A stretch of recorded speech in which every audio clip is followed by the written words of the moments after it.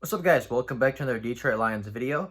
Now, over the history of my channel, I've talked about players and additions and losses for the Detroit Lions, and I've really focused on just players and not really coaches, not really the coaching staff. But I wanted to go over Matt Patricia and see if we should have faith as a Lions community, as Lions fans. Should we have faith in Matt Patricia that he can get the job done? Has he shown in his first 2 years that he has the ability to coach a very good football team, coach a winning football team, and build a winning culture in Detroit? Well, I'm gonna give you guys all the information and let you guys make a decision for yourself. But before we do get into it, if you are enjoying the content, consider liking the videos, subscribing to the channel, and sharing it with a Lions or an NFL fan that you think would enjoy this type of content. Everybody that helps this channel out is just makes my day. I'm very appreciative of everybody that chooses to help this channel out in any way that they can. But with that being said, let's get into looking at Matt Patricia in his first 2 years in Detroit. So Matt Patricia, even though he hasn't won a lot of games, has actually shown some very good things in Detroit. Now, in 2018, he coached a defense that gave up 5,360 yards, which ranked 10th in the NFL. A defense that gave up 29 passing touchdowns, which ranked 20th, unfortunately. A defense that gave up 11 rushing touchdowns, which ranked 6th, committed 94 penalties, which ranked 6th in the NFL, had 43 sacks, which was tied for 11th, and only blitzed 16.9% of the time, which was the second lowest in the NFL. So in 2018, he actually coached a very good defense, a defense that did not allow you to run the ball, just didn't necessarily get a lot of takeaways, but did not allow you to have a lot of big plays, did not allow you to, sustain drives with the running game. Unfortunately, the secondary was not fantastic in his first year, but, everything else was. And the secondary has kind of been a problem since Matt Patricia has been here, and this year he revamped the whole thing, bringing in 3 new cornerbacks, bringing in a new safety, and just kind of retooling that whole secondary, hoping to get it up to an elite level. Now, that's all well and good, but in 2018, the offense was absolutely atrocious. They were bottom in a lot of stats in the NFL. But in 2019, his second year as a head coach, he hired Darrell Bevell. And while I know that Matt Patricia probably doesn't have the biggest influence when it comes to offensive play calling, ultimately he does have the final say he does have final say on everything on the coaching staff. He did choose to hire Darrell Bevell, so he made that decision to get this offensive coordinator. And he probably has a little bit more influence than a lot of people think, but I know that he's not the one actually calling the plays or anything. But he did choose to hire Darrell Bevell. He does have some impact on this offense. So in 2019, just looking at overall stats, so in 2019, his offense had 3,900 passing yards, which ranked 10th in the NFL, scored 28 passing touchdowns, which ranked 10th in the NFL, and only threw 15 interceptions, which was 12th in the NFL. Now, their longest play was 75 yards, which also ranked 10th, and their average passing yards per game was 243.8, which also ranked 10th. So and the rushing defense was not, or the rushing offense was pretty bad. They only had 7 touchdowns, which was really low. They only had 1,600 yards, which was really, really low. However, in his second year, Matt Patricia put together a top 10 passing offense in the NFL. And in today's NFL, a lot of it has to do with passing, a lot of passing yards, a lot of huge numbers, just putting up a lot of points. That's what the Chiefs are doing. That's what the Broncos are trying to do with their draft picks. That's what a lot of football teams are trying to do. They're trying to be that fast, explosive offense that puts up a lot of points, a lot of air yards, and just outscores you versus having a traditional slugfest with a lot of running, a lot of ground and pound, and just a lot of, a very defensive football game. So obviously those are pretty good stats. A top 10 passing offense is not bad, but you have to think Matthew Stafford only played in half those games. Now, Matthew Stafford was on pace for 5,000 yards, which would have been the second most in his career. He was on pace for the second most touchdowns in his career and the least amount of interceptions. He had the highest quarterback rating of his career. He averaged 312 passing yards a game, which again was second in his career, only behind his 5,000-yard passing season. Now, those are fantastic numbers. I mean, he was on pace to have one of the best statistical seasons of his career. And he's already accomplished so much as a quarterback as far as stats are concerned, being the fastest player to pass for 40,000 passing yards in the NFL.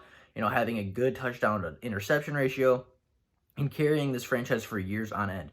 And he was on pace for one of the best seasons of his career. Next year, we added some weapons for him. He's going to get more comfortable under Breville's system, and I would expect him to have even a better year.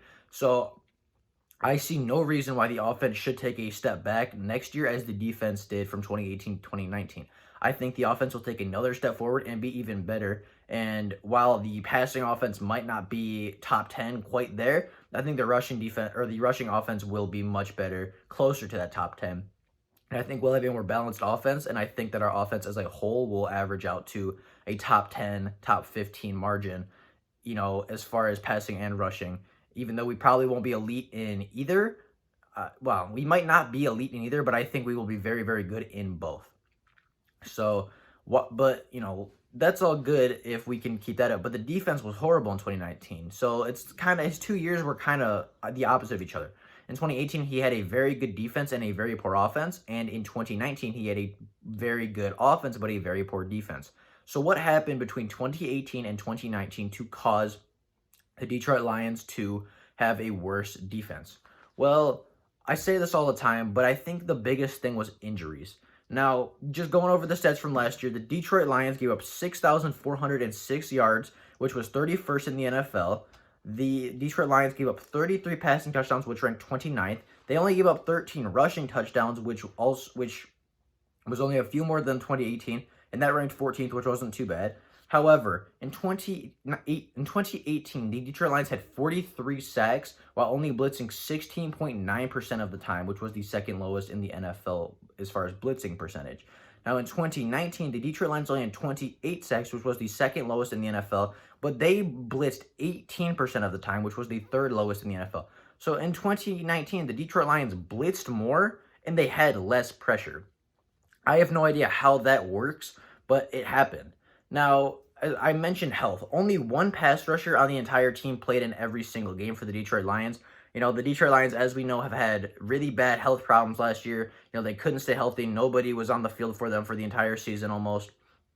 And as I just said, only one pass rusher played in every single game, and that was Devon Kennard, who is no longer on the team. Now, do I expect the Detroit Lions to have better health next year? Yes, absolutely. Do I expect the Detroit Lions to get back to that, elite defense as far as pressure and getting more sacks? Yes. Do I think Matt Patricia will blitz more next year? I don't think so. Matt Patricia doesn't seem like he likes to blitz, even though his mentor in Bill Belichick does like to blitz a lot. He likes to send a lot of cover zero, likes to blitz everybody that he can to get immediate pressure on the quarterback to force mistakes. But that just doesn't seem to be Matt Patricia's philosophy. And maybe that'll change next year. Maybe he has the guys now that he feels comfortable can run zero blitz and has the secondary in the back to hold up long enough for the pressure to get there. And maybe his scheme will change. But based on what I've seen so far, he's never blitzed more than 18%. He's never been higher than the 29th ranked team as far as blitz percentage in the NFL. And I wouldn't expect it to change just because we haven't seen him do it. Now, I think that just the additions of Danny Shelton and Nick Williams and Julian Okwara, I think all those guys are going to help the pass rush get better. I think Trey Flowers being healthy for a whole season, coming into the season fully healthy, not having to have not needing to have a shoulder surgery, right before the season happens. He's going to come in running. He's going to hit the ground running in 2020. Trey Flowers is going to have a fantastic year, I think. I think Danny Shelton and Nick Williams are going to get very good pressure for the defensive tackle position. I think Romeo Okwara and Julian Okwara, that sibling rivalry, I think they're going to push each other to get better. I think Romeo is going to get back to that 7.5 sack form that he was in last year or 2 years ago. I think Julian is going to take over that Devon Kennard role and have very similar stats. And I just think that the pressure needs to get there if we want to get back to that elite defense, because in 2018, our secondary was not great. As I said, we gave up 29 touchdowns, which ranked 20th in the NFL, and it didn't get any better in 2019. However, with the additions of Desmond Trufant, Jeffrey Okudah, Darrell Roberts as a depth player, Darrell Roberts started for the Jets last year, and he's going to be our 5th cornerback. That is insane. That is a stacked secondary. With the addition of Duron Harmon and Jaron Kearse and so many secondary players. I think that the secondary will take a big jump forward. I think that they'll be able to cover a little longer, which not only will give the defensive line more time to get pressure, but I think that with the additions of all the guys on the defensive line, at defensive tackle, at outside linebacker, all these pass rushers, I think that they're going to get more pressure next year. And I think that they are going to be, I think they're going to get back to that top tier defense. And even if it's just average, even if it's just outside the top 10, 15 to 10, if it's somewhere in there, the Lions are going to make the playoffs because there's no reason the offense should step back. There's no way the defense gets worse than they were last year. The defense can only improve. They added so many defensive pieces that I think that they will. I think Matt Patricia has built a team that he feels comfortable, he feels he can win with, and I think that it's going to happen next year. In my personal opinion, I think Matt Patricia can be a very good coach in the NFL. I think Matt Patricia knows what he's doing. I think he's a very smart guy. I feel like every single year, there's one or two teams that he schemes against that he shuts down when it seems like they shouldn't. The Rams a few years ago, he shut them down for 3.5 quarters, and just the overwhelming amount of talent on that Rams roster. This is the year they went to the Super Bowl, just so everybody knows. The amount of talent on that roster was able to overpower the Lions defense, but they held them for 3.5 quarters pretty much, to nothing.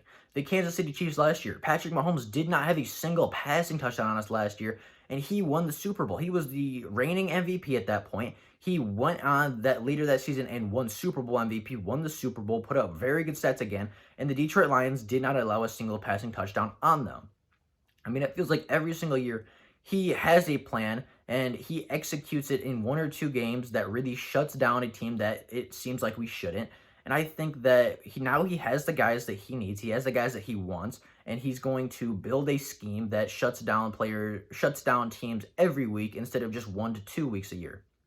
Now, obviously, you can disagree. He's obviously coached a bottom 5 defense, a bottom 5 offense, and a bottom 5 defense in his career with the Detroit Lions. But he's also coached a top 5. He's also coached a top 10 offense, a top 10 defense. So it's very hit or miss. It's obviously only 2 seasons, so not a huge range, I guess, not a lot to go off of as far as he's only coached 32 games while a lot of coaches have coached, upwards of 100 games. Basically, Matt Patricia is a good coach. Matt Patricia knows what he's doing. I have faith in Matt Patricia that next year, with Darrell Bevell calling the offense, having hopefully a top 10 offense next year again, and I hope Matt Patricia and Corey Unlin are going to scheme and put all of our players in the best position to succeed next year. So those are my opinions. Those are my thoughts. I kind of rambled off at the end, so I apologize. But let me know what you guys think. Do you guys believe in Matt Patricia? Do you guys not believe in Matt Patricia? If he doesn't do very well this year, who do you want to replace Matt Patricia if you want him to be replaced at all? Let me know all that and more in the comments. If you have any suggestions for stuff you want to see, leave it in the comments. If you, just want to say hi, say what's up, obviously go down and let me know in the comments. I read every single comment. I reply to as many as possible. And, I just appreciate the community, and I love that we can talk football and just do all this fun stuff together. But with that being said, that is all I have for you today. If there is Lions news before tomorrow, I will obviously make a video letting everybody know. But until then, that is all I have for you guys right now. Have an absolutely fantastic day. Thank you, everybody, so much for watching, and I'll see everybody later. Bye.